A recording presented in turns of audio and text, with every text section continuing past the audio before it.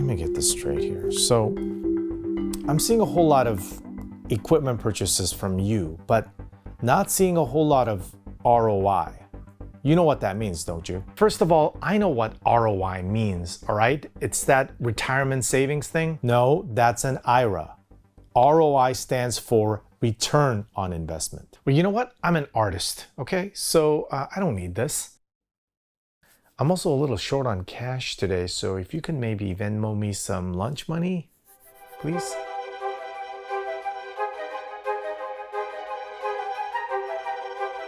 So what is a good ROI on a piece of gear? Well, obviously if you straight up made money with it, then awesome. But a lot of times there are a whole lot of other considerations. Are you using it often? Do you rarely use it, but does it do something very unique or very specific? Is it fun to use? Does it bring you joy? Maybe some hold their value over time. Anyway, these are the kind of questions that I like to ask myself when I evaluate gear that I own. There's no point in really hoarding gear, and I think it's really healthy to take inventory of your gear and just sell things you really don't need. I think this is healthy, and this kind of gear cleansing actually helps my workflow. In fact, I would like to know from you guys if you've sold off gear recently and maybe the reasons behind why you sold it off. I would love to know. Maybe you can leave them in the comments below.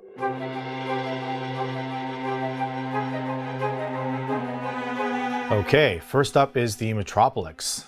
So the Metropolix is something that I purchased alongside the Atlantis, which was touted to me as like the perfect pair. A quick note about the Metropolix: it is a pitch gate mod sequencer URAC module as described by Intellijel. The only issue here is that I never quite felt comfortable with the Metropolix. It's an immense box. I mean, especially this version. There's the older version, which is called the Metropolis. This is the Metropolix. A little confusing, but it's deep, it's layered with so many features. But here's the thing about these richly featured, deep, menu divey types of gear with this kind of depth. It's like learning a new instrument. And like any instrument, it's got to really speak to you personally for you to want to invest the time and the energy to learn it. So does the Metropolix do that for me personally? That's the question. And in this case, this particular sequencer, I have to say I wasn't really jiving with the way the Metropolix was steering my creative instinct when it came to URAC sequencers. In fact, I generally just hate sequencers on the URAC anyway because there's so much button pecking. But as I spent more time exploring my URAC modules, I tended to lean towards more Euclidean type sequencers or something like the Pamela's new workout, which is really like a clock generator and a divider where it gets me up and going really fast. The Metropolix still can be very quick, but it's pretty deliberate and it's performance oriented, which is fine. But again, in the right hands, the Metropolix is an absolute beast. But unfortunately, it just wasn't right for me and it wasn't offering me enough incentive to want to come back to it. Okay, let's see what I pay for this thing and what it's going for on the secondary market. Okay, so not so bad. Like most URAC modules, they tend to hold their value pretty well. There's still a few around and the price is still holding decent, so okay. Okay, next up is the Octatrack MkII. Another tremendous instrument, really. Something I've barely begun to explore, which is why this is on my list to be evaluated for sell or keep. The Octatrack MkII is a standalone sampler, sequencer, looper, arranger, and much, much more. It's built like a tank and very tactile. It's also extremely complicated. It can be very menu divey, and the features are endless. But there's something about the Octatrack that I like. Yeah, it's definitely not the easiest thing to learn, and it can be insanely menu divey, and there's so many tricks and tips. And yet, even as I was filming this B-roll for this video, there's just something so charming and immediate about the Octatrack that makes me want to record stuff into it and make music. Even if I were to just touch the tip of the iceberg, I can obviously rattle off hundreds of cool features, but for this specific purpose, I'm gonna say that the emotional draw and the fun factor is sufficient. Maybe my propensity for pain is enough for me to hold on to this thing. Okay, so let's see what this thing is going on the secondary market. Ooh, okay, not so great as of now. Maybe there's a glut of these things because it was made quite a while ago. Well, I guess this is one more reason to keep the thing. Deckard's Dream Mark II is kind of a synth that you research, you watch like 1,000 videos on, you salivate over. It's also hella expensive, and at the time of this purchase, quite scarce. At over $4,000 with tax, it's nearly $4,500 out the door. So the question won't be about whether I like it or not, because it's tremendous, but whether the value justifies the price tag. The more obscure and niche your gear is, the more scarce and the chance that its value doesn't plummet like a used MacBook. So let's put it through the DMT gear value test. So 1, do I use it often? Well, I gotta say, not as often as I like, but I do reach for it whenever I want that analog synth sound, partly because it's one of the most expensive synths I own. Okay, 2, does it do something unique? I'd say yes. It's got a clear, unique sound, a silkiness at the top, and the kind of warmth and fatness on the bottom. 3, is it fun to use? I mean, I think overall, yes. It's an analog synth, so it's fussy. It will go out of tune if you're not careful, but the quirks in no way makes it less fun. In fact, it's the opposite. I mean, the thing is so deep, you can easily lose an hour or two just standing over it. 4, does it hold value over time?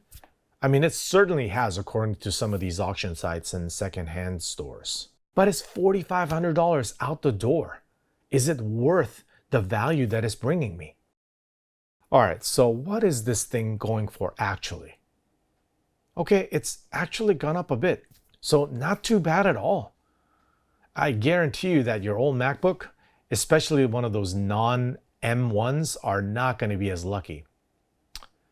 It still matters on how you use it if it's important to you, so duh. Next up is the Akai MPC LIVE II. So the Akai MPC LIVE II, you guys know what this is. This is a reissue of a legendary classic standalone music production device. If you want that authentic, old school, out-of-the-box workflow, this is it. And yet, the MPC LIVE II didn't really get a whole lot of love from me. Maybe because the whole thing felt a little too much like a computer. And I'm sorry to say, too much like a slow computer. It's actually really good that the Octatrack is kind of fresh in my mind because the Elektron approach is so different from the Akai MPC LIVE II. Again, from my experience, the MPC really lies heavily on the touch UI, which I have to say is definitely more user-friendly, it's clear, intelligible, way by far than Elektron's Octatrack. The Akai has this giant touchscreen on it. But this is where the Akai MPC II LIVE, the charm factor from me personally falls kind of short, which is a strange thing to say. And I'm sure it was a tough design and UX decision for the folks at Akai, which I'm sure are brilliant, smart people. The touchscreen does make it so that it's very accessible to the people. It makes it way less menu divey, first of all, and you can do a whole lot more. But ultimately, whenever I use the MPC II LIVE, at least for this specific version, the whole experience just made me want to use a MacBook with Ableton on it instead. Does the Akai have purposeful buttons? Yes, it's very tactile, and it is, again, out of the box, all in one. But because the Akai leans into being more of a computer, I didn't feel the creative advantage of it being really an all-in-one. I just felt like, again, like a slow computer. The Octatrack kept me away from the computer because the workflow was so foreign and admittedly a very steep learning curve. But I knew that I was out of the box. The Akai just made me miss my laptop and painfully reminded me of the in-the-box experience. I mean, I'll ask you guys, what do you guys think? Do you happen to have the Akai MPC II Live? Let me know your thoughts. And better yet, if you happen to own both the Octatrack and the Akai, let me know for sure in the comments below. Okay, so let's check on what I paid for it and see what it's roughly going for. Okay, actually not too bad. For now, it's actually holding its value better than the Octatrack. That's actually interesting. It almost makes me feel like Octatrack, while it's charming, is a bit underpowered and overpriced. I mean, it definitely didn't hold its value very well for me. Maybe I just paid too much for it. So what's the bottom line for the Akai? Man, this thing is weird. It's cool. It sounds great. It's expensive. It's heavy. It uses these weird gator clips. But it sounds awesome. It's dense. It's fat.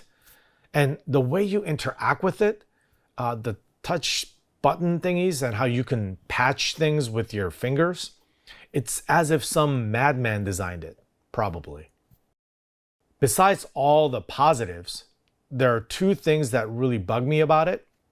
First, like the sequencer and the way it quantizes especially, just not very good. As a sound design tool, it's like a treasure. It's also like you can touch to make connections, and the buttons are so fun.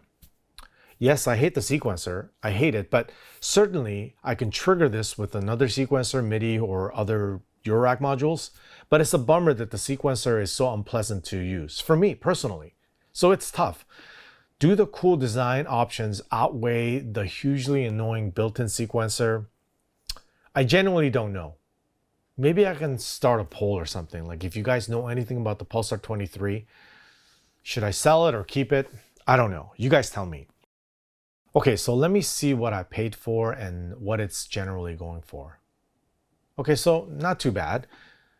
Should I just cut my losses or keep it and learn it? You guys let me know. Thank you guys for sticking around.